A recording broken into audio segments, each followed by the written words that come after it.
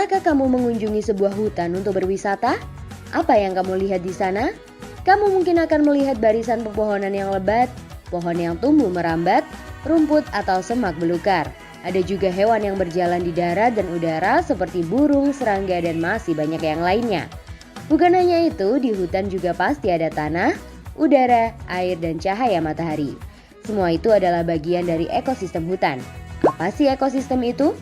Ekosistem adalah kumpulan makhluk hidup atau biotik dan benda-benda tak hidup atau abiotik yang saling berinteraksi dan bergantung satu sama lain.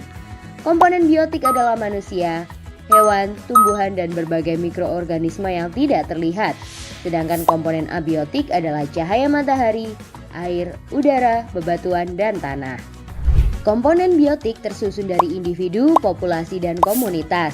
Individu adalah makhluk hidup tunggal, misalnya seekor ikan. Populasi adalah kumpulan individu yang sejenis, misalnya populasi ikan. Komunitas adalah kumpulan populasi yang hidup di suatu tempat, misalnya dalam suatu kolam terdapat populasi ikan, populasi teratai, dan populasi ganggang. Dua jenis makhluk hidup di dalam ekosistem dapat saling berinteraksi satu sama lain. Kompetisi adalah persaingan dua makhluk hidup, contohnya persaingan singa dan hyena untuk memperebutkan makanan.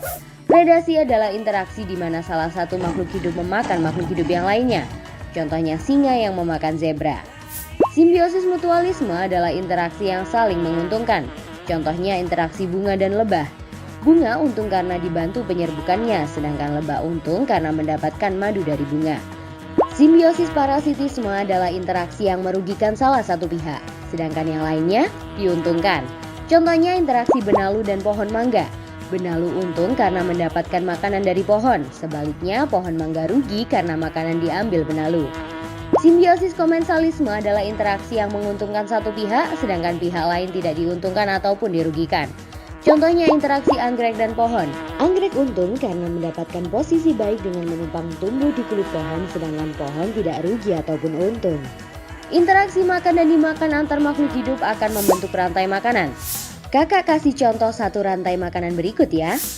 Rumput adalah produsen karena dapat membuat makanannya sendiri melalui fotosintesis. Rumput dimakan oleh belalang. Belalang adalah konsumen satu atau primer. Belalang dimakan oleh katak. Katak adalah konsumen dua atau sekunder. Katak dimakan oleh ular. Ular adalah konsumen tiga atau tersier. Ular dimakan oleh elang. Elang adalah konsumen puncak karena tidak dimakan lagi oleh hewan lain. Terakhir, sisa tumbuhan dan hewan yang mati akan diuraikan oleh pengurai atau dekomposer seperti bakteri, cacing, atau jamur. Konsumen pada rantai makanan adalah hewan herbivora, karnivora, atau omnivora. Herbivora suka makan tumbuhan, contohnya belalang dan kuda. Karnivora suka makan daging, contohnya katak dan elang. Sedangkan omnivora suka makan tumbuhan sekaligus daging, contohnya ayam dan monyet. Ekosistem bukan hanya hutan loh, ekosistem banyak sekali jenisnya. Ekosistem alami terbentuk secara alami tanpa campur tangan manusia, contohnya hutan, sungai, dan laut. Ekosistem buatan sengaja dibuat oleh manusia, contohnya kolam dan sawah. Nah, setelah kamu tahu tentang ekosistem, gimana ya biar jadi bijak?